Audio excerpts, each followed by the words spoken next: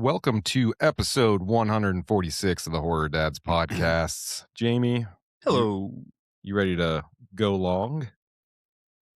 You ready? I'm open. Yeah. Yeah. We're here to talk about sports and horror. This is two things we love, right? Yeah, we both love all sports. But like I'm the huge football guy, you're a huge baseball guy. We both love the other shit, but And I love football way more now because you do, and you love baseball way more now because I do, and it's correct. which is great. And it's not that often that you find the synergy between the two with our other passion, which is horror. So we're going to talk about 10 horror films that are sport themed. This was a effing blast, dude. I had so much fun doing this. Yeah, this was a lot of fun, but also like harder to find good sports movies than you would fucking think, right? Like I guess sports and horror don't go too much hand in hand. No, And there's times where it's mentioned like Christine football is like a theme in there, but it's not the point of the movie. The faculty is almost as close as you can get, right, with football again. the But Skulls, that rowing team, dude, yeah, that's a good one. So Skull's not horror, it's but it's yeah, close. adjacent. If it was more themed around rowing, I would have Yeah, you could have been there. Yeah. I would have picked that and done a stretch pick, but I did have a blast with this. And it's interesting because, like, when I pause to reflect about it, we've got kids that are in sports now. Most of the time, like, you talk to a person that's an avid, like, sport fan, they're like, yeah, I don't really like movies. I spend my time watching sports. Yeah. Or if they do like movies, it's typically not horror. So this is an uncommon terrain. I feel like for both you and I, we have like, it's like a separate bubble, right? Like sports is like a separate thing from horror typically. It's Yes. like, all right, I'm going to put my jersey on and set Yeah. the horror shit down for a second. And Yeah. it's not that you're consciously doing that. It's just like you find yourself like anyone that I talk to about sports, typically I'm not talking to also about horror. I mean, we have our friends who do both, but you know Yeah. what I mean? The general public. So if you're listening to this and you love horror and you love sports and you're like, fuck you guys, like I'm not talking to you. No, we are. Yeah. We're actually with you. We're talking with you. Yep. So this will be a fun episode. So we're going to talk about 10 movies. We're going to go back and forth. We're going to cover them. We're going to volley. But before we do that, let's catch up, dude. You've been watching anything fun recently? I've been watching some good shit. I watched it, it, I'm picking I've just said I've been watching good shit. I'm picking the worst thing I watched first. But it's a movie that you and I both were super hyped about. We had it on our hyped of 26 episode. It's Return to Silent Hill. Ooh, you checked it out finally. So it's on Screenbox. I did that like 7-day thing where you Yeah, that you you won't. add it and then you don't cancel. That you won't Yeah. cancel. Yeah. So I'm back on Screenbox. I've been on there before, I think for Terrifier 3. So you fell for it. Perfect. I fell for it again. Yep. And dude, it's not good, but like I feel like it got more hate than it should have. It's a very, I think what lacks in Return to Silent Hill's a story. Yeah. And Which is a you, bummer because you, that game is story. You know what I mean? Like it's yeah, but there's so much more. It's like them showing you just cutscenes and not anything else, right? There's like no substance. yeah, the It mood and feels the like the game, it's atmosphere. there. Yeah, the Yeah, music's yeah. there. But it's like, why am I watching this when I honestly would rather just play the game, right? But totally fine. Could be a lot worse, honestly. I do want to point out, like, how can the main actor look like both Jared Padalecki and Jensen Ackles at the same time? It is unbelievable. So I haven't watched this yet. He could do Supernatural by himself.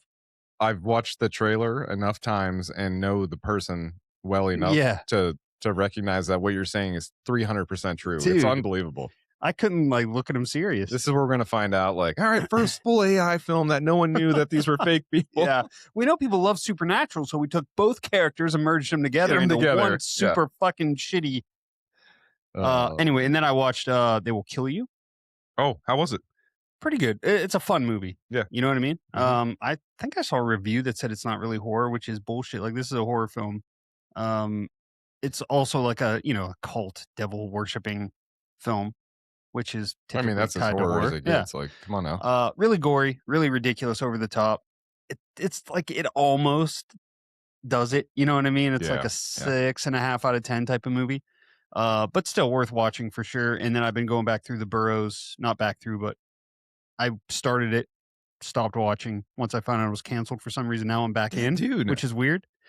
You think I would be totally out at that point, but I figured I'd go back, watch it, give it a shot at least. And one thing I wanted to point out is, dude, fucking Dead Man's Bones is like everywhere now. I know. They're in the burrows. The episode 3 like ends with nothing but Dead Man's Bones. Like it cuts to credits with just Dead Man's Bones. Fucking awesome. And then They Will Kill You has like a whole scene with fucking a Dead Man's Bone song. So man, the Love the resurgence resurgence. of yeah. Yeah, let's go. I like it. And this is a band that like you and I have been talking about for so long. Like 2011 is probably when I got into them, and I got into them late, I feel like. So I'm glad that people are starting to find out. Yeah, and it's a very specific thing. Like it's as niche as it gets, Totally. which is why most don't know about it. So when you are making a thing and you love things that make you make that thing, you try and get Yeah. involved, you And know? if you're listening to this and you're saying, "Who's Dead Man's Bones?" Do yourself a favor, check it Ooh. out. It's Ryan Gosling singing. It's him and I don't know if it's his brother or a friend. I think it's his brother-in-law. Yeah, something like that, right? So it's the same situation we got going on. Do you think oh, I And didn't it is incredible.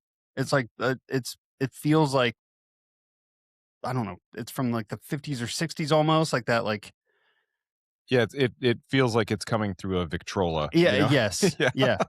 But it's great. It is. And It was recorded with a children's choir, so it adds that sort of creepiness. I meant to reply to Ryan's text about being on the podcast and tell him it's okay. So we'll get Ryan Ah, on fuck him, in right? this. Yeah, if he's if we're not busy, Yeah. if we're not busy.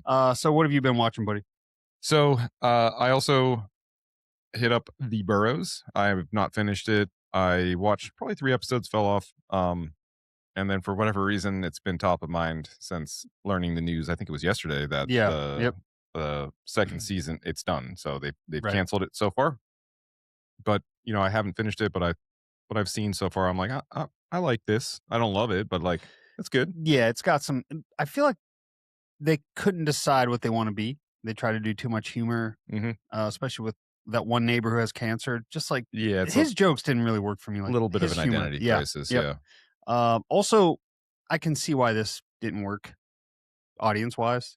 It's like Stranger Things worked because you had kids who wanted to watch it and adults, right? that we're This is like, like, yeah, there's enough for both of us here. what age does this work for? Because I'm just watching like 67-year-old people Yeah, pal around. I don't know the answer What to that is the question. target audience here? It's like nursing home audience, and they're not watching this shit. Let's watch the Rule of Jenny Penn after we finish this. Yeah, that'd be a great double Maybe, feature. maybe watch some scenes from Billy Madison. Yeah, the Happy Gilmore scene. Oh, Happy Gilmore. Yeah, Yeah. that's what I meant. So I did. So checked out. I've checked out the Burrows. I've been kind of horror TV show Mm, mode. mhm. There's a lot out there right now. So Widow's Bay. I did not watch the finale yet, but I am I'm not finale'd up either. almost there. Right there, yeah.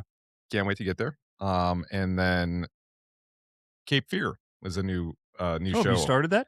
I have. I think 2.5 episodes in. Javier. Yeah, dude, he's good. He's an amazing actor. As one would imagine, he's the real deal, Yeah. and that character profile. They take some liberties with the story, so it's a little, it's a little different. I've only Same ever seen the bones, De but Niro version. I I know there mean, was a 60s. they're both the OG and the De Niro version are both fantastic. Yeah. And this has its own kind of life to it too, and this is also going to be fantastic. So, so far so good, man. I'm Nice. in. I'm feeling it. What Uh, network's that on? Apple TV. Okay, yeah. Same as Widow's Bay, man. Yep. So they're picking some stuff up Finally. for sure. What about buying, dude? You been buying anything new? No, we're going to the beach. So I've been like buying beach gear and shit.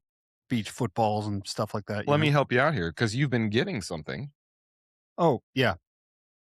Yes. All right. So you bought me this. Yes. All In right. So for February, those right? watching, this is the screen bucket I ordered back in like When the movie end came of out. January Yeah. when the movie came out, and was promised to have it in hand for the For the film. movie. And it just came. I don't know, like 2 weeks ago. 3 weeks. Yeah. 3 weeks ago. I showed up at your house on a Friday. I was like, "Hey, dude, Like, what the buckets are fuck? here," and you're Totally like, forgot "What?" about this. Yeah. So I was pumped to finally have it in hand, and he'll sit here with us Hell for yeah. the remainder of the call here. But yeah, dude, I'm pumped to finally have these. Love it. Yeah. Not crazy about my big meat paws. This is why I was good at baseball. But not good for getting in the back This of is that the problem popcorn. with these. Yeah. is like, first of all, how do you put the popcorn in this thing, right? And then getting a hand in You got to do Skittles or something. terrible. And I broke Yeah. it. Yeah, So good. there, now that's broken, and get out of my house. So we're all set. Here we are. I waited 12 months for this and you break it in 10 seconds. All right. So what are you wearing, man? I'm doing the cavity colors. So Oof. it's June. We're in the throes of summer, but love a little evening fucking hoodie Yeah, always. it's not been humid this week. It feels No. beautiful out there. So this is the Stay Evil black and white evil Ed on the back. Good night for sports, you know? Perfect night for baseball. Sorry. Yeah. And I have my copycat shirt on. This was a Hell, gift dude. from our dear friend Maddie Tobin. He sent one to Jamie, one to I think me, he said and he bought one for each of us. I've including never seen himself. him wear one, but we have to all meet up once, all wearing it, right? Yeah. Do like the trifecta Oh, you have this on copycat too? hug. Yeah. What about family stuff, dude? All right, so I took my kids to go see Masters of the Universe, Mm. Mhm. but I took them and then a couple neighbor kids that are 9, Yep. buddies of my 8-year-old, and everyone loved it. They loved it. They were like, "Man, this was amazing." But the one kid kept talking about how he wanted to go see Backrooms with like all of us. Oh God. I Yeah. was like, "Dude, I will And this take kid you." was, but also like 10, 9. 9. Yeah. I said, "I will absolutely take you, but you have to check with your parents." Like, my kids are fine. I know that this movie is something my kids can handle. Yeah. I don't know if this is something you guys could handle. Even if you could, I don't want to take you without your parent. It's rated R. Yeah. Just So give me a nod of approval here. Yeah. my buddy, my son's buddy Patty, who's also my buddy because he's an amazing kid. He was like, "All right." He comes over the next day. He's like, "All right, Jamie, I can't go. My mom said no." And I was like, all right, well." Well, I'm glad I asked. I said, Yeah. I just so you know, I would have taken you if you were allowed. But yeah, Master of the Universe, not horror, but dude, fucking great time. And it was probably because I was with kids that it was so, and like, I just went back to being a kid in the 80s. Like, I had He-Man cake when I was 4 for my birthday. So like all of that like nostalgia hit, and you're with kids that you're watching enjoy this, right? So it was a cool moment. That's one of those IPs that wasn't bound for failure. It just was Dude, bound. Like, who the just fuck's watching a He-Man movie in 2026? You know. however, But the people who knew it and the loved it, few that yeah, are there for it, yeah, 100% there for it. Yeah. I totally agree. Like, dude, I left that theater going 10 out of 10. You were texting Fucking us, and by the way, speaking of us, Maddie from the Alone in the Dark Mm. podcast just tried calling me. Maddie, what's up, buddy? Love you.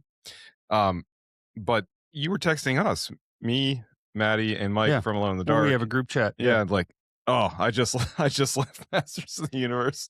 Well, I figured I know that you were a He-Man kid. I think when you were younger, and Yes, I I was. assumed that they were, but they were in that age group of like He-Man They- probably had a window of like 84 to 87. Yeah, I think and they they were were too probably like old. 16, Yeah. right? So they were probably like, "Fuck He-Man." Yeah. Skeletor, suck it. Yeah. Kiss yeah. my bone. Yeah. Right. I don't know why Maybe. I'm screaming that. But yeah. here we are. Mike, Maddie, sorry for But I have to say, like, kind of a douchey, shitty person, crushed fucking Skeletor, dude. Jared Yeah. Leto crushed it. you think is I he don't a know how shitty much of person? it- huh? Is he a bad guy? Google. Okay. Skeletor? Oh, No, I know who you mean. God damn, now I'm confused. It's like, we're Jared talking Leto. about Skeletor. Jared Leto, who is a questionable person, was a killer fucking Skeletor. Well, on that note, I'll just move on before I say Yeah. something else stupid. Let's crack the bat, John. Well, The crack of I the got bat. one Yeah. family antic. Okay. So my family stuff, swim season just started for my daughters, and I'm up at the pool. So my oldest is 11 going on 12 here. So they're, she's of that age, and she and her friends are now, they have phones and stuff, and they are exploring media. And I had a gaggle of kids run up. They're like, "When's your next episode drop?" And I was like, Oh, yeah. "Hmm." I've dealt with this as well, yeah. They're like, your next podcast episode. I'm like, "Please don't tell me you're listening to this." And then I started panicking. I came home, I was talking to my wife. I was like, "What if they're listening to the podcast and listening to the music I make? And like, what if she starts getting picked on at school because her dad's a weirdo, like No, making that hardcore wouldn't music happen. and No way. horror podcasts?" Well, either way, That's cool now. It's cool that your dad does that now. if y'all are listening, what's up to Finn's friends? So I had that when I posted something on TikTok, and then See? my son was like, "Hey, Dad, do you know all my friends watch your TikToks and they ask when you're gonna do more?" And I was like, "Oh my god." Here we go. Now we're in that era. Yeah. All right. With that aside, let's get to some The sports. roar of the The crowd. roar of the crowd, The smell of the hot dogs. the slash of the Yeah, bat, or there the you go. yeah. Well, here we are. All right, let's get at it. Let's go. All right, John. So what did we do here? We took 5 sports films each. We ranked them according to how much we enjoyed them when we rewatched them here or watched them for the first time, and we're gonna give our top 5 each. Question for you: Yep. as you were doing this, did you have any bias toward the sports you like? No, no, Oh man, I I definitely didn't. did. Yeah, because I honestly I feel like the majority of these movies are baseball. For some reason, baseball and horror seems to go together really well. Well, I think baseball is just a very American thing, and these are Yeah, most of these. Doing the research for this, there wasn't much. There was one. Uh, I don't know if it was a Japanese film or a Korean film uh, that I watched. that could be baseball as well. It was not. It was like it was Japanese and basically Quidditch. It was like okay. this. It was from the 80s and it took place in the future. It was like this dystopian thing and it was like kind of baseball, kind of quid. It was really strange, but Hmm. something juggers, like Night of the Juggers or something. Okay, Uh, I honestly, I was like, interesting. did I eat a mushroom from the yard before I Yeah, watched this? I was very confused, but it was an interesting film. Either way, do cool. you want to start? You want me to start? Why don't you One of those start? mushrooms from Widow's Bay. Yeah, Exactly. yeah, the black Yeah. mushroom. All right, so I'll start. I'll go first. This is called The Battery from 2012. Ooh, this is a baseball one. I watched Yeah, this. this is a baseball one. So the battery. What's a battery, John? A battery is basically a unit of a pitcher and a catcher. That's the battery. So they always have a connection and some sort of relationship And you in know, like, baseball. what's the importance between a catcher and a pitcher, right? Oh, It's a really important relationship. so I was a catcher. Yep.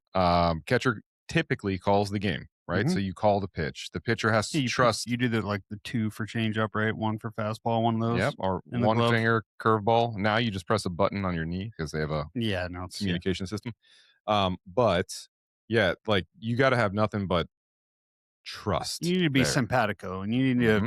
the pitcher needs to trust that what the catcher calls is gonna be the right pitch in that situation. If he doesn't agree, sometimes we'll give him the nod, like, "Mm-mm, nope." Mm-mm. No, no, no. Uh, but yeah, it's an important relationship, I'd say. And so what we have here, the setup for this movie is you have this pitcher who happened to be not the starting pitcher, right? So he doesn't have this relationship with the catcher like the starting pitcher would. He's a like a reliever. So he has like one good pitch. I think they mentioned in the movie is curveball. It's like Yep. I only have one pitch, but it's a damn good pitch. Throw the And so curveball. this is a guy who is you can tell their relationship is like they were friends, but they weren't friends. Yeah. Like they were team. It was more like they were teammates, but not friends, because he wasn't a starting pitcher, didn't have a relationship with him. So, but they're like the remaining dudes. We're in a zombie apocalypse, and they're the only ones left from that group.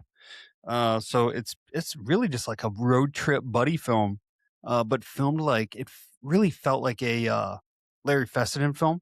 Yeah. And Like it's dystopian too, right? So it's we're in like dystopian, but it's really like zombie gritty. America. Uh, It feels like it was filmed on, like, a camera that you woulda had in, like, 1999, right? Like, it just feels really grainy, but it doesn't feel cheap.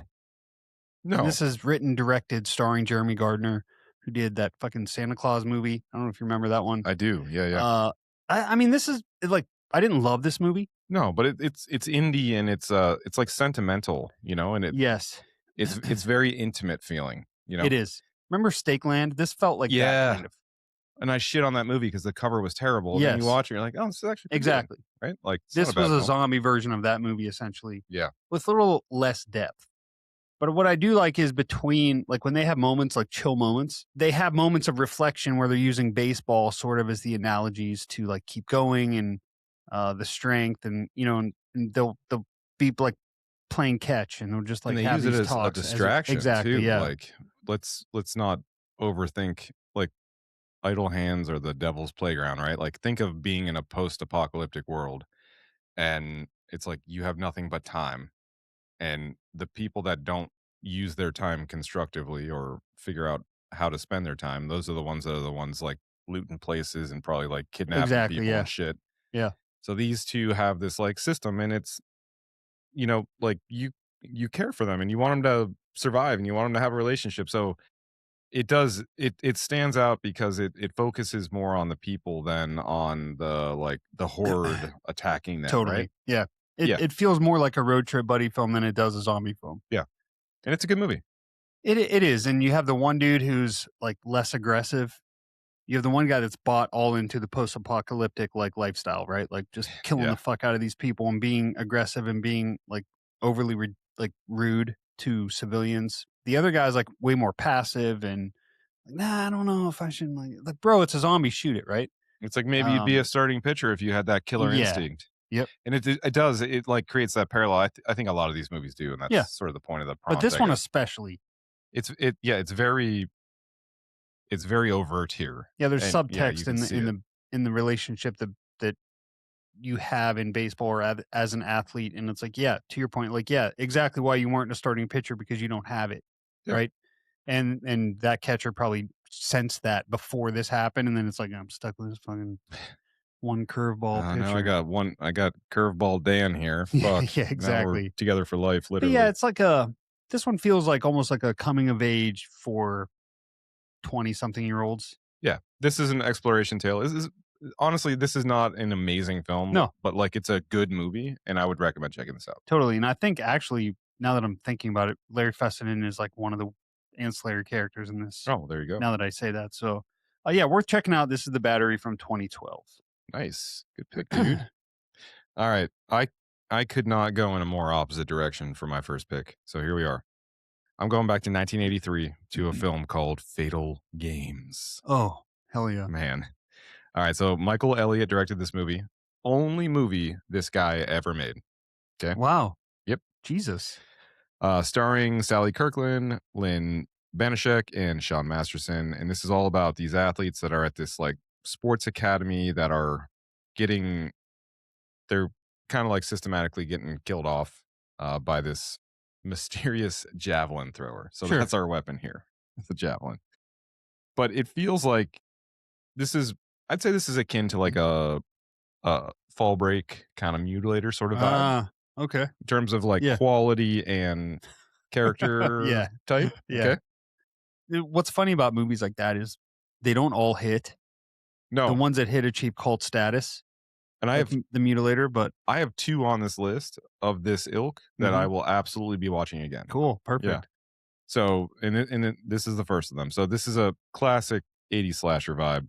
And to your point, like if it misses, it misses hard. And if it Yeah. hits, it doesn't hit hard, but it hits enough, you know? And that's all you need is enough. Yep. Yeah, There's some fun scenes here. So, there are tons of butts and boobs in this movie. Like sure. tons. What year was this? 83. Well, there you go. Yep. Yeah. And a lot just like awkward scenes and awkward conversation. But long and short of it is you've got these young athletes that seem to be in this like, it feels like the purgatory between like post high school and pre college, like almost like early college Olympic prep.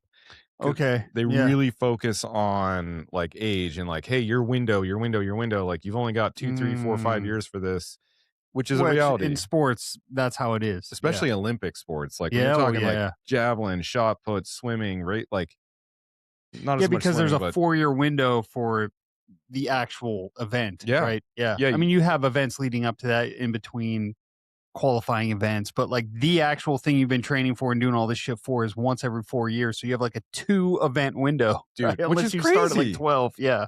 if you think about it. Like Yeah. that's No, really it's crazy. insane, dude. Yeah. Like I can name off the top of my head the Olympians that it's like they're exceptional because you Yeah. have like Michael Phelps who had like 4 cycles, Hmm. which is 16 years, which is nuts. Those are the, like Lindsey Vaughn this Lindsey year. Like, Vonn. yep. Exactly. Those people are the world class fucking And they're world class athletes. because they're the only ones Yeah. that can do that for that length of time, Like we right? just had the Winter Olympics, and I would hear people say like, "This is their 5th Olympics," and I was like, "What? That, 5th?" think of that. That's 20 years. 5 times 4. That's 20. And you don't just like pop into the Olympics. You have to train for that every hour of every day. And as a 39-year-old playing softball against a 25-year-old, I move out of the way sometimes. I'm like, Think about like Aaron Rodgers, someone like that. And you're get like, the bro, fuck out. What are you doing? Yeah. I shoveled the driveway and I woke up with like a I'm bad sore. arm, and you, yeah, All right. So back to Fatal Games, though. Friend group here, they're okay.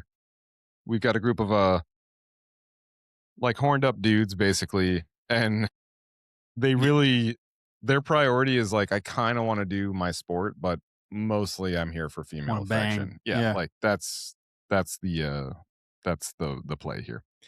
And all basically all the ladies in the film are positioned as like super vulnerable and like incapable. Ugh. So yeah, 1983. Yeah. Then you get what you get. Mhm. Uh and all the adults in this movie, like the authority, they all suck. Like Oh, they dude, in these suck. movies, they always suck. Yeah. And Teachers are like pervy. like all the Every coaches, professor is pervy as fuck. Yeah. there's a scene in this one where this woman, she looks like this like deranged melting like politician, but she's like this sports masseuse or whatever. And she's giving this like massage to one of the girls, okay? Okay. And this girl's like totally like laying on her stomach, and then she just starts like rubbing her butt and like this and like talking to Oh my her. god, And I was like, I have to leave my house. dude. Like if my family walks down and sees me watching any part of this, I'll have to move. Uh so all the adults suck, but much like It's a sports film. yeah, it's research. But most of the adults are just predators, especially in this sort of environment. Yeah. You got those awkward scenes, the athletes getting the massage, like I said. uh and yeah, here's my note. I have an old Edie Falco looking lady rubbing a butt a little too much. That sums it up. That is exactly it. Nurse Jackie. Truly, like watch this movie and then tell me that's not what goes through your head. Carmela Soprano. I dare you. But the kills are fun enough. They drag him out. They do this like some of these like nifty POV shots, which are fun from the killer's perspective. What is our slashers like mask or like persona in this? So the This weapon, isn't the fencing one, is it?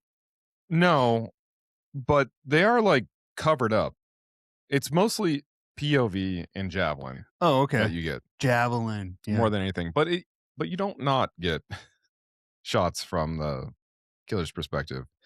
So yeah, it's like rain slicker, kind of urban legend, kind of Gotcha. like just mysterious, Okay. shadowed face kind of thing. But kills are fun. There's one in Asana,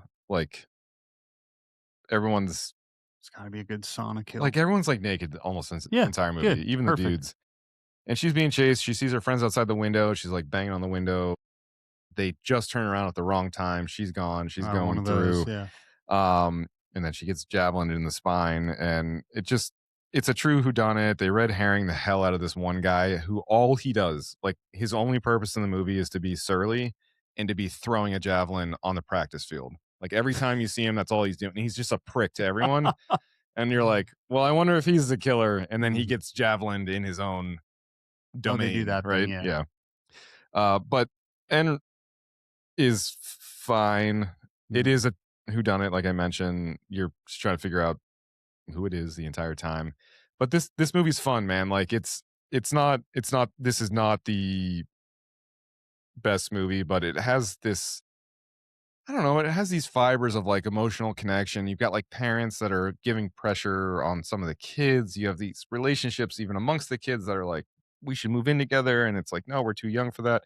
Like it finds these little pockets of like sentiment and connection, which I did not expect to be present. Yeah. And the kills are fun, and it's a fun movie. Cool. It's worth checking Had out. you seen this before or no? No, first time watch. Fatal Games, 1983. Very much enjoyed. I'm pretty sure I started this once and then didn't finish it. So I'll need to go back and Oh, get back in there. wrap that up. Get All your right. massage gloves on. So here's my next one. This one actually probably should have been last because this movie is utterly this. If you've seen this movie, when I say it, you'll be like, ah, because this movie is pretty trash, but it's got some redeeming qualities. This is Night of the Dribbler. This is from 1990. I've not seen this, but I feel like I know everything I need to about it. I don't even know what to say about, like, when you watch this movie, it's available on YouTube. And it is, the killer wears like a basketball on his head essentially. And it's like the setup is you have these you have these two schools that like the superintendents or principals make a bet, like my team will be better than yours, right? Like, and if they don't, like, I'll get a tattoo and go naked on your boat or whatever. Yeah. So there's a stupid bet that's made. You have this basketball team that this movie's centered around. You have this character, this guy named Fred Travellina is the actor's name. Okay, Are you kidding me? this is Isn't that a move in basketball? I Is don't know. traveling? This is essentially this guy's movie. It almost feels like he would have made it because he plays like 5 characters in this movie, okay? This movie, like, doesn't know if it's Naked Gun, like, it feels like a spoof film at times. I can't even, like, talk about this movie. But anyway, this Fred Travellina is apparently he was a he's passed away unfortunately, but he was an impressionist and singer, Oh man. and he was known for having a repertoire of over 360 impressions of like politicians, athletes, actors. And so he puts probably 700 on display in this movie. It's just like it's insane the shit that this guy's like saying and doing.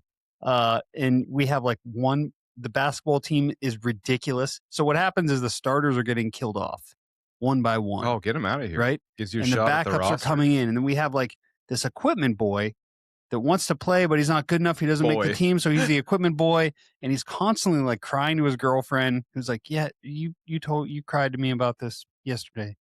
Uh, and so anyway, these like starters keep getting knocked off. You have to keep bringing in the fucking scrubby backups. Eventually, the equipment boy makes the team, right? Because they have no one Oh else. well, get in So there, you're like, Chuck. okay, Yeah. are you the killer boy? Right? Because it's like all the starters are gone. Now they have no choice but to bring you up. So you're wondering who it is. You don't really give a shit because this movie is insane. There's a part where you see the dribbler come in like in the middle of the night and replace the basketball rim with like razor blades. Oh yeah. And then a dude slam dunks and both his hands just get fucking chopped off.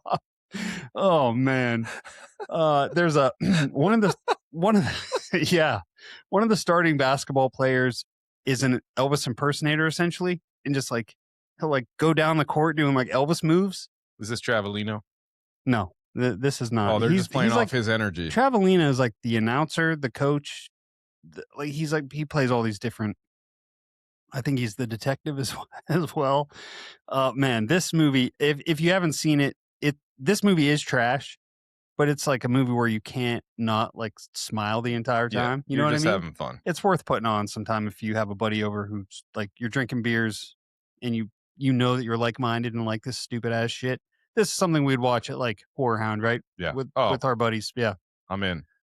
The Night Dribbler. of the Dribbler, 1990.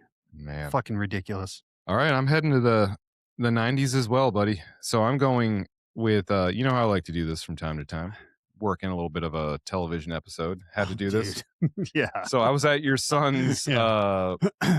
last baseball game of the year this past week. Yeah. And we were talking about this show, and you were talking about an episode, I was talking about an episode. They were different episodes. So I had to work this in here. So this is Goosebumps, season 3, episode 20. The name of this episode is Strike 3, You're Doomed. Yeah. This is a wild ass episode. Dude, very wild episode. So this episode's directed by William, I'm going to call him Fruet? Hmm. William Fruet? Mm-hmm. Okay. Is he French? Like what? Yeah, I don't know. Starring Daniel Cash, Neil Dennis, and Katerina Scorsone. And man, I love how this episode starts. It's so incredibly 90s. But this is part of what was called the Chillology collection. Are you familiar with this? Chill. No. Okay.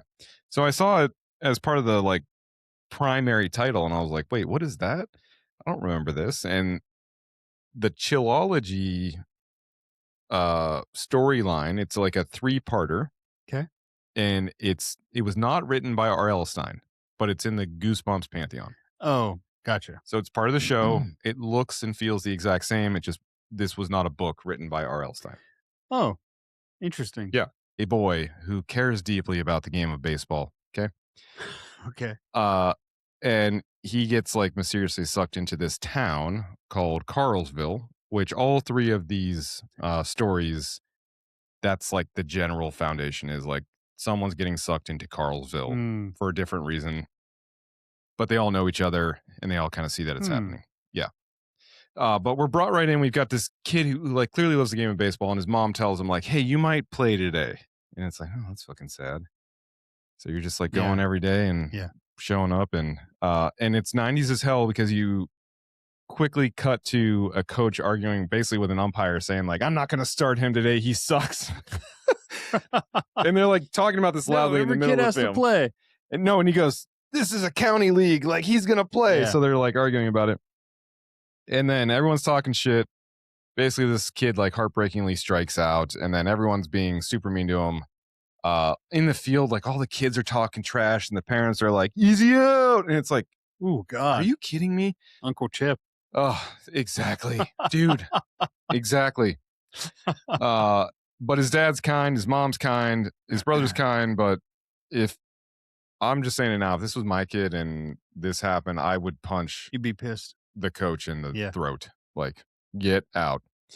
Um, so our protagonist, he's downtrodden. He comes home, he's bummed out, he's sad, he's in his room, and he's got this like really big model of a baseball field in his room, which is um kind of nice and little bit like sad though, because he loves the game so much and can't can't do it.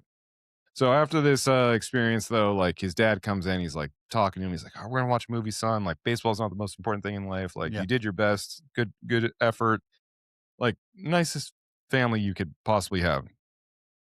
But dad leaves the room, he immediately gets warped into his like Yeah. field, right?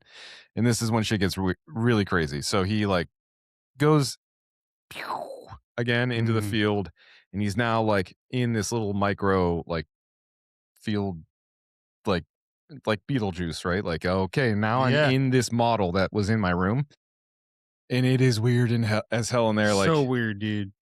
this, he immediately he's greeted by this like umpire who's this like Brooklyn. He sounds like he's from Haddonfield from Halloween Ends. Yeah. Basically, he's like, okay, you here for the game, and this guy's just like noshing on gum. He's chewing it so hard, and he's Mm. being such a douche.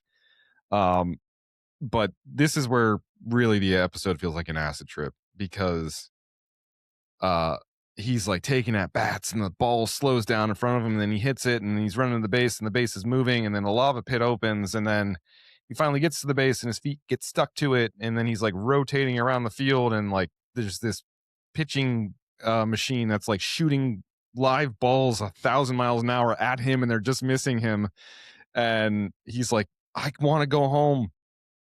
And meanwhile you have this like Elvis impersonator who makes an appearance and you have this like guy who's mirroring a sad clown who's like doing the commentating, Yeah. which it's the same person, much like you were saying about the last movie we talked Mhm. about, Night of the Dribbler. Fred Travelina. Yeah, pretty much it might be him. Who the hell knows? But at the end, he just wants to go home. And the umpire's like, well, home's only 90 feet away. Mhm. Right, of course.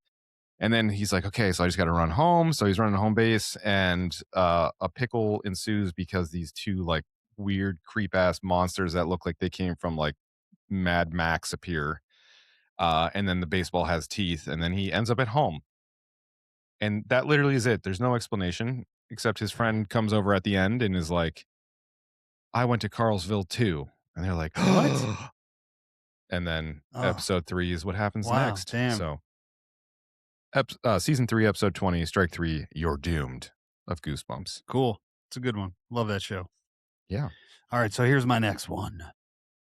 It's a really good one, actually. All cheerleaders die. Ooh, yeah, let's go, dude. This is a pretty fun one. From 2013. This is like, I was talking to John earlier about this. We don't have video stores anymore. So it's like the streaming, instead of saying like the VHS cover, it's like the streaming cover. I see the Yeah. streaming cover all the fucking time. I never watched the movie. I just assumed it would suck. This is about a girl who is doing like a documentary about cheerleaders or something, profiling cheerleaders there at the beginning. Uh, an accident goes terribly wrong. Cheerleader gets dropped on her neck. You know, they do those flips and shit all the time, You gotta be which is pretty careful. wild. This girl gets dropped right on her fucking neck, dies right at the beginning, right?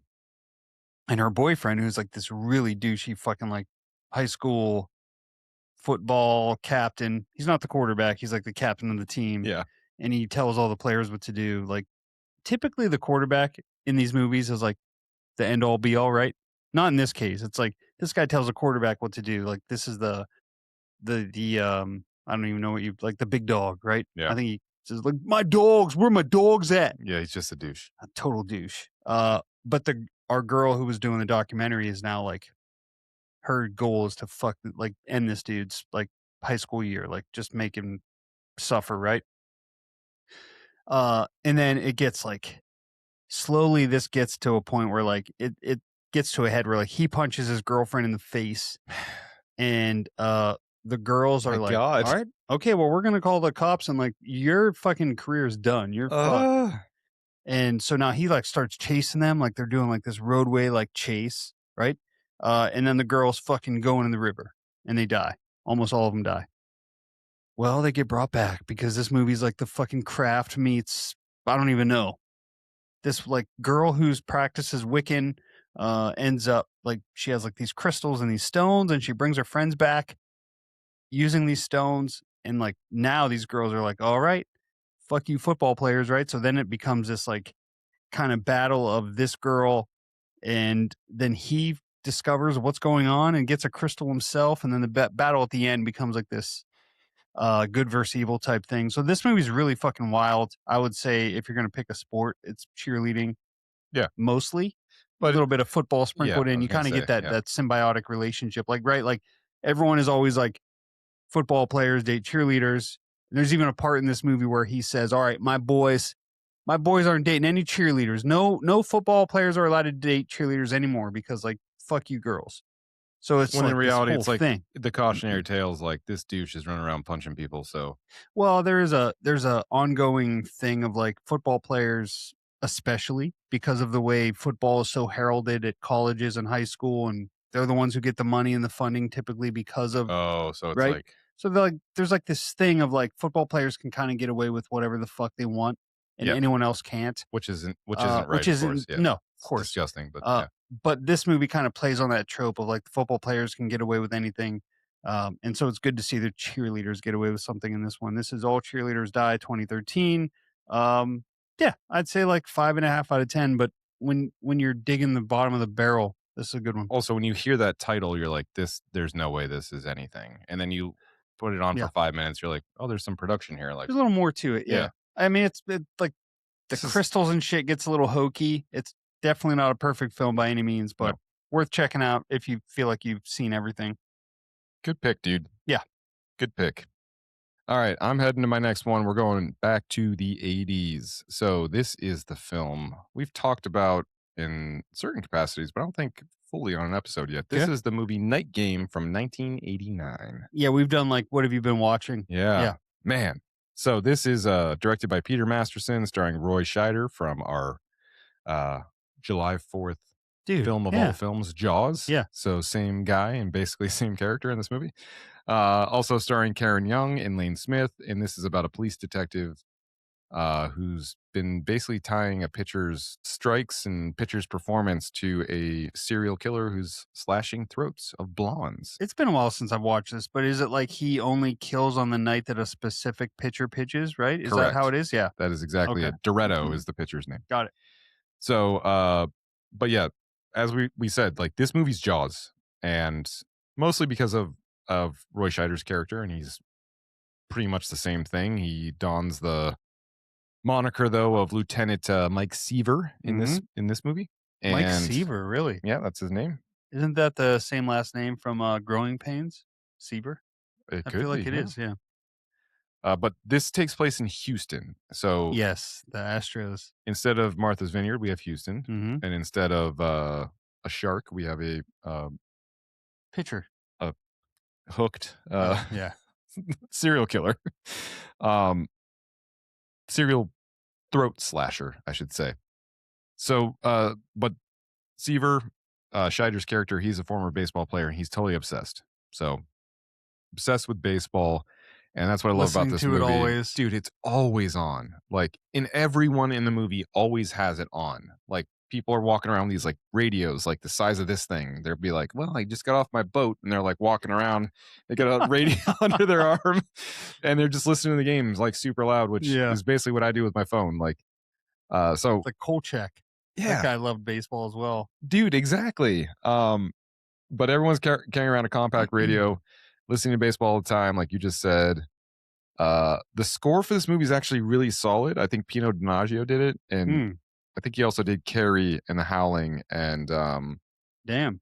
Piranha was the other one on Jesus. the list. Yeah, I know, like real deal. And to what you said, unfortunately, the only con of this movie, the big con, is that it focuses on the Houston Astros, which is my second least Yeah, you favorite hate team of them. all But time. this Fuck is them. trash can banging. Yeah. Um, but this much of this movie was filmed like actually in the Astrodome down in Houston, so it's very centrally there. And you've got this guy wandering around potentially with a hook, as I mentioned, who's killing blondes along a beachfront. So that's like Mm, the mhm. landscape of what we're working with here. Um, we have the foreshadowing once you realize that's the case of Lieutenant Seaver being engaged to a pretty young blonde woman named Roxy Bennett, played by Karen Young. And doing research for this movie is like really shit on in terms of like public reception. Really? Yeah. Hmm. There's criticism on the story, the editing, the rationale, but I didn't really feel it quite as much. Um, like it's not a Hitchcock film in terms of production by any means, but No. like it's pretty solid. Like I think it looks good, it's crisp, it's tight.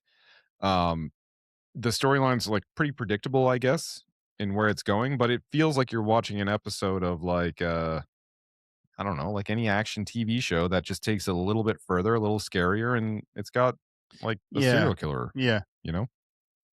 Um, so to what you were saying though, when we first started this, there's this tension around this active pitcher, this guy named Doretto. So he's obtained a roster spot, and him getting a roster spot, someone else gets cut.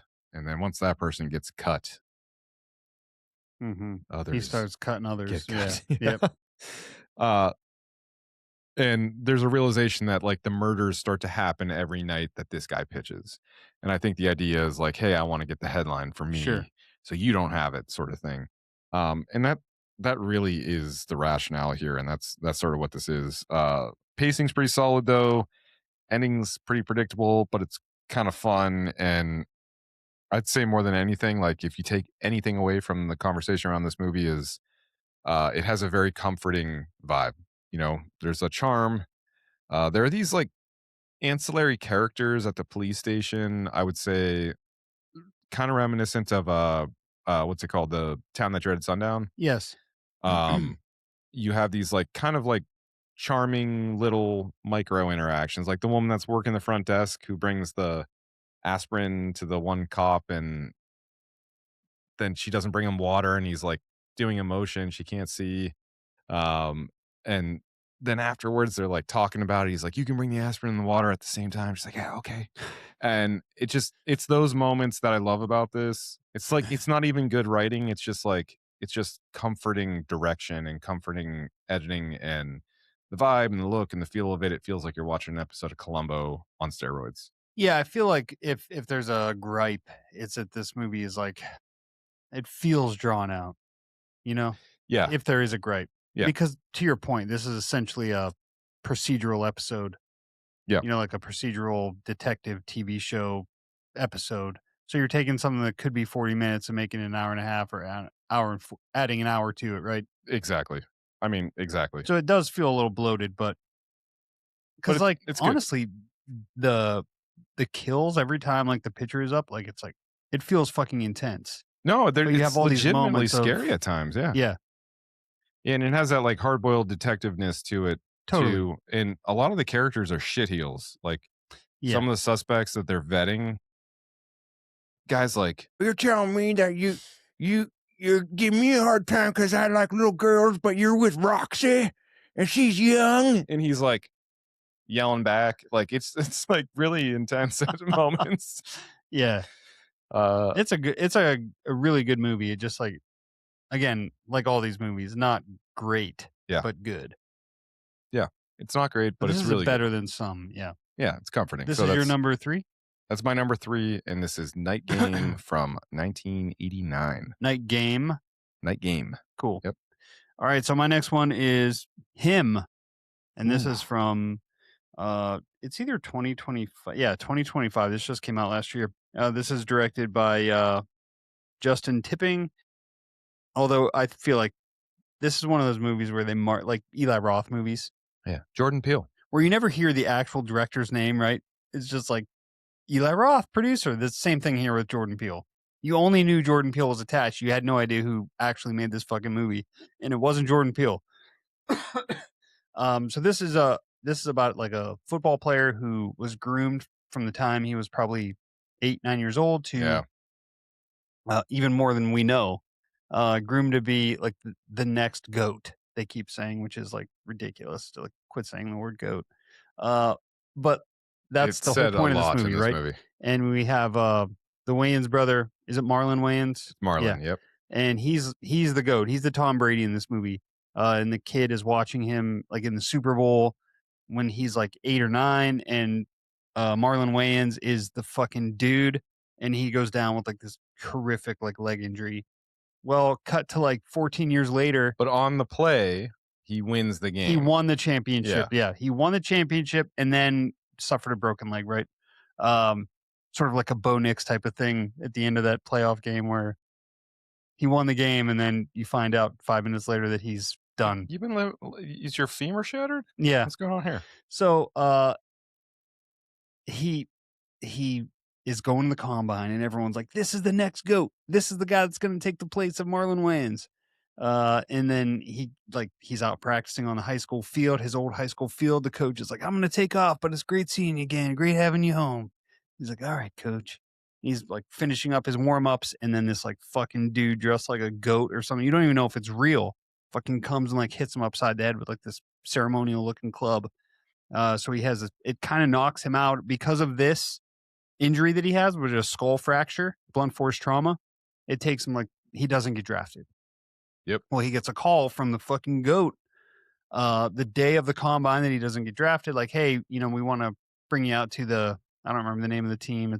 These aren't real teams. They're just The like fictional Saviors, I think it is. saviors. Yeah. We want to bring you out to, the goat wants you to come and train with him, brings him this facility, which is like underground in the desert. And he does all this training. It turns out it's just a fucking like cult movie, Yeah. Like this movie was fine. It could have been better. Production value is super high here, though. Yeah. Like, But it feels the weird thing about this movie is it does look great production value, but it feels low budget because of like you're just kind of in this one place, which is like underground, which I don't love. it only the entire movie only speaks in like allegory. It only Yeah. speaks in like Symbolism, analogy and yeah. symbolism. So there's a lot to unpack there, and I think the point of the movie is a really good one, which is like Totally, yeah. we're starting kids too young to be too serious and Anointing them, yeah. anointing them and making them feel untouchable. Like Mhm. all of these things, a lot of what you said even before, like on the last film, the cheerleaders film. And like I think that's the point to a lot of this. And it's really, really interesting. And I think Marlon Wayans is fucking scary as hell in this movie, dude. Like Yeah. he does a great job. He's good in this, yeah. And like he's an actor, but he's not known for this like high drama. Like No.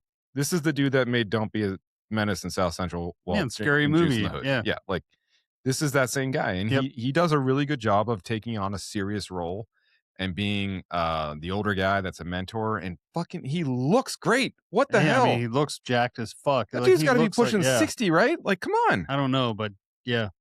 But great look to this film.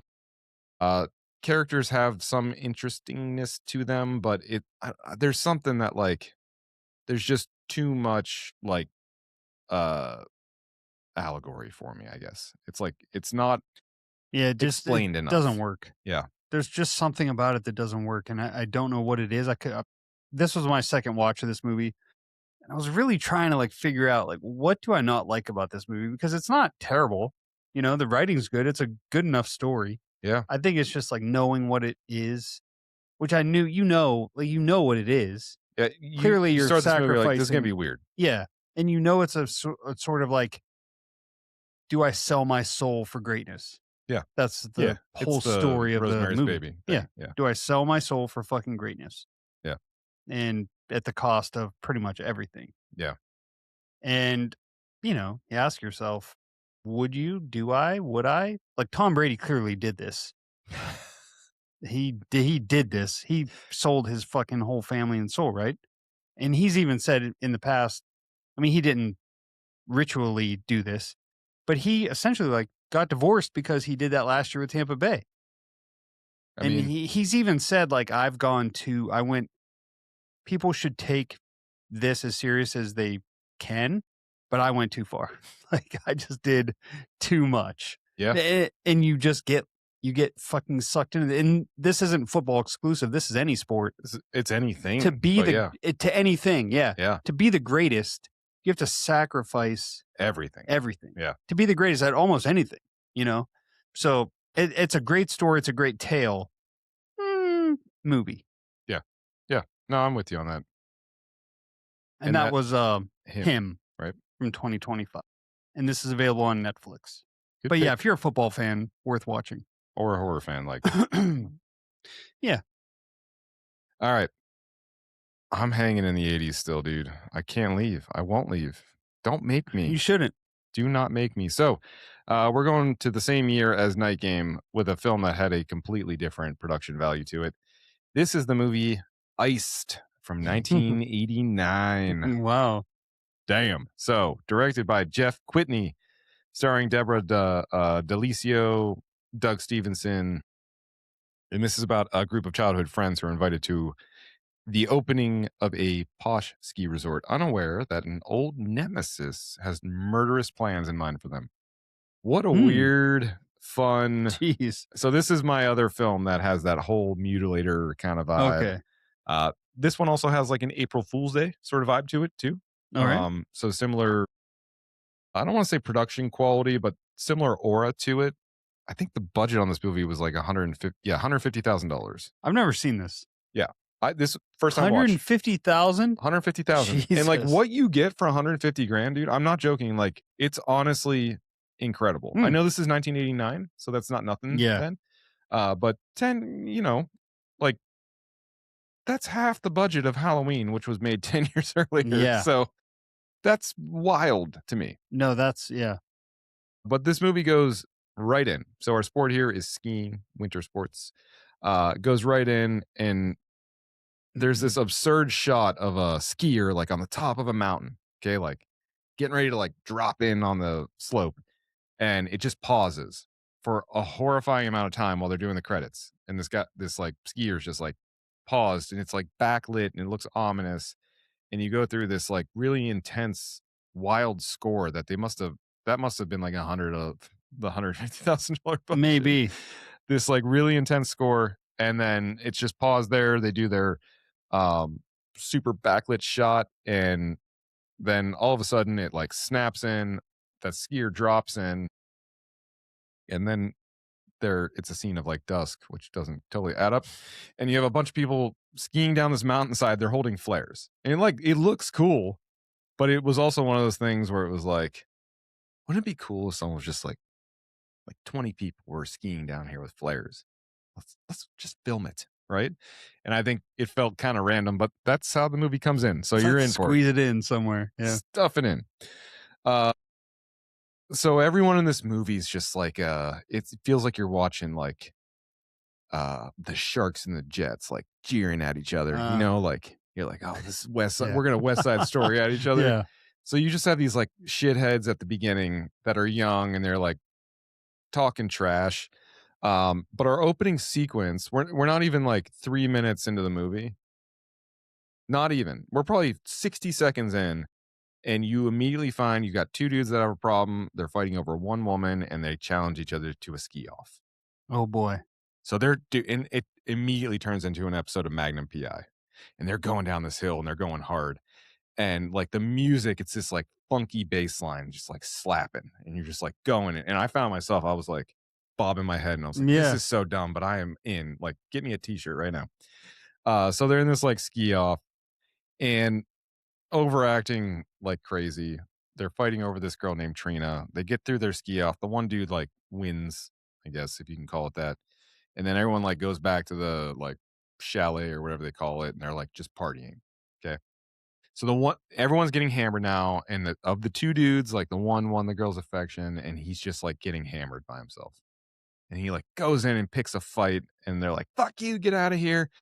And then basically they have a romantic evening, and the one guy's like totally ousted, and he's like drunk and he's upset, and he falls off a cliff. Hmm. Like he's just like wandering around mad, and he falls off a cliff. Yeah. So fast forward now, where they're older, I guess. They don't really explain that, but it feels like that's supposed to be the case.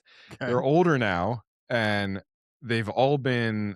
It's kind of like the whole like, House on Haunted Hill. Like everyone, you got an invite, come to this new ski Mm. resort that's opening, Mm-hmm. and let's get it going here. So they kind of reconvene. They all come back, and uh the opening altercation feels like it should have been 5 minutes based off what I explained, but it was almost a half an hour. So you're Okay. confused on timing and everything. And now they're all together again as older people, and they think that the one guy died all those years prior. Mm. So they're I'm even reluctant to say this. I'm like pausing before I say this. There are moments where this movie flirts with being meta, which like I Hmm. I'm describing a silly ass fun 80s slasher. Uh there are moments though where it feels like they're trying to be meta. So you have these like flashes of intelligence that are happening, but in that same conversation, you're like, "Oh, we're getting somewhere here. This dialogue's actually kind of smart and snappy." Then out of nowhere, this one girl's like, "Well, one time I was out at drive-in and I stuffed my bra with tissues." And I was like, "What?" And everyone at the table's like, "Huh?" They're all having dinner together, and then she's like, "And then he tried to touch my breast, so I said I had to go to the bathroom, but it was raining, and then I came back with soggy tissue breasts." And everyone's like, "What the fuck?" And in my head, I was like, we literally went from the most intelligent potentially thing being said to the dumbest thing I've ever heard Ugh. a person speak. What the? Yeah. Wow. But all the characters are super over the top. They're fun. They're some sort of like purpose for each of them. They all kind of own a sort of like persona, I guess. Mm-hmm. And then the shoe really drops when the crew's all together. The phone rings, and this guy's like, "Hey, it's so and so is the guy that died all those years prior."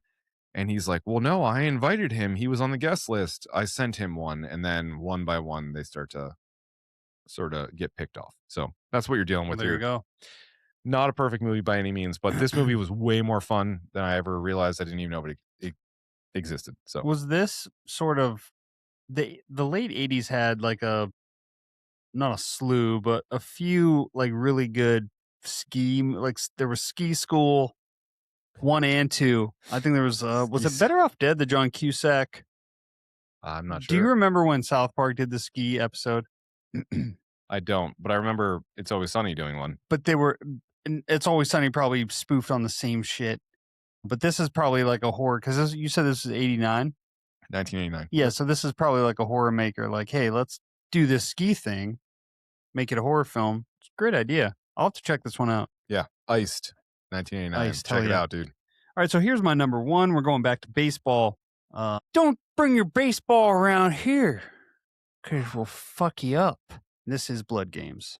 Man. It's from 1990. This a group of why this is happening is beyond me. But there's a group of it's like a female baseball team going up against. They're like traveled to get here, traveled to face this super fucking hillbilly redneck team, and they're out in the sticks, like they're out in the middle of the woods, and they're playing this game, right? And it feels like you're watching Sleepaway Camp, like baseball at that camp almost, because it's like just fucking woods. The field is like whatever. All the spectators are just like drinking beers and they're fucking rednecky as hell. So you're like, okay, I'm in like Mother's Day, right? That like 1980 whatever Oh, film. yeah. It feels like that sort of. And so the movie starts with this whole fucking game. Like 20 minutes of like this fucking opening baseball game of these girls and these fucking rednecks just sliding around and fucking anyway, the girls win. And apparently the coaches had made this bet, right? So like that's why this is so serious, because the coach of the female led team made a bet with the redneck coach, like $1,000. This is in 1990, so that's a big deal. Well, the girls win, and the guy's like, "Well, I don't have the cash on me." And so he's like, all right, I got to go get my money. So the girls take their bus to this restaurant where all these guys are. Girls are supposed to stay on the bus. Some girls get off the bus. Sexual assault takes place. Oh, God. Then it becomes this like action film of like, all right, rednecks versus female baseball team. It's action film. I mean, this movie is ridiculous, but it's also like this was probably my favorite of the watch. That's why I have it number one here because it's just fun, dude. It feels like an '80s film. Yeah. We always say '90s films essentially are '80s films. They were filmed in the '80s, so Especially those like tweener, like this is 1990, you said, Yeah. right? Yeah. So this is a 80s film. Yeah. and it's like tons of nudity. Of course, you get the locker room scene. Like, there's so many things where you're like, what? Just Why like- did this female team travel here? Why are they now showering Yeah. here?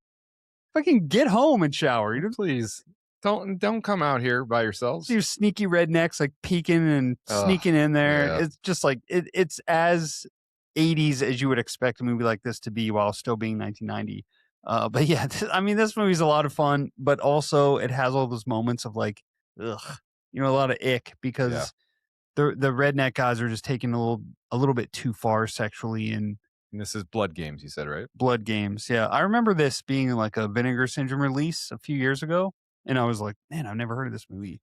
Speaking of which, if Iced is not on a Vinegar Syndrome release, I feel like it has to be. Like, Yeah. you're going to be buying it on 5K before Mm, 5K yeah. exists.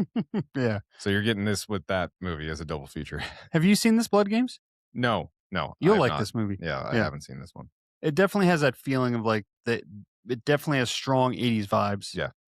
With like that little bit of like seedy feel that like some of those best 80s movies have. Like Sleepaway Camp has like a darkness to it, right? This movie kind of has that darkness as well. Yeah. Yeah. Like, for sure. fun summer camp movie, but like you're like, ugh, this just feels like there's something getting under my skin a little bit, right? Like with Sleepaway Camp, Yeah, maybe especially. it's the cook. Well, it's those themes, yeah, and like Yeah. the aunt Yeah. scenes with her are like, Really fuck, unsettling. what am I dude. watching? Like, I feel unsettled as hell. It's like, who in your family acted this way? Yeah, no. Because a police investigation should Ugh. start tonight. Yeah. Get CPS on the case. Very, very good point. Yeah, so those Blood Games, 1990, really fun 80s feeling film, and it's available now on I don't know fucking something. Yeah. Great pick, man. All right. I'm down to my last one. I can't believe we're here already. But this is a great one. I'd say this is more horror adjacent than a true horror film, but Okay. this is absolutely the best film on this list, I'd say. This is from 1996, the movie called The Fan. Oh, So, yeah, dude. so before we begin here, have you seen the original Fan?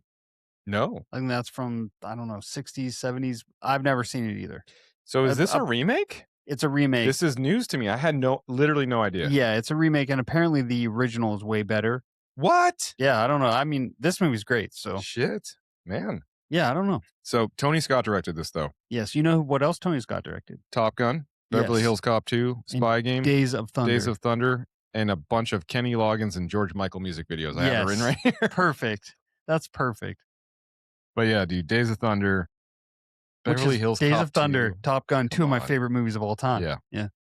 I was like smiling as I was typing this, thinking of you specifically. Yes. But Robert De Niro's in this, Wesley Snipes, Ellen Barkin, This movie's great. just stacked Great movie. with people, dude. And we've got an all-star baseball player who becomes basically the unhealthy focus of I think he's Fan. like a knife salesman or something, Sells knives. Yep. which is which is creepy to fucking begin with. weird. Driving around in his van, Dude. ugh. So, but no surprise here, baseball is my favorite, and we've got this movie that came out the same year Scream did, and I have similar childhood memories of this film that I do of Scream. Like I Hmm. remember watching this when this came out with my parents, and just being so enamored. I was like, I'm gonna rewatch this, see if I can watch it with my kids. Afterwards, I was like, no fucking way. Like I'm not watching this. It's a little dark. It is, and it's like dark in the wrong ways. You know, it's like there's not much fun about this movie. No. It's really uncomfortable. No, because actually. it's like sad with the kid Yeah. and watching his dad It's behaviorally. that. Yeah. It was It's uncomfortable as Within the fuck. first 10 minutes, I'm like, this is like the worst part of Mrs. Doubtfire in the beginning. Yeah. You know, like when the mom comes home disappointed, I was like, oh, I Yeah. felt the same way. Yeah. But De Niro quickly establishes himself as the same like brand of unhinged creep you find in Cape Fear. Like, Yeah. It seemed like they were like, hey, bring Taxi Driver and Cape let's Fear get to that this. going. Yeah. Come on, Bob. Yep. Bob And De he Niro. does it. I mean, he's fucking crushes it here.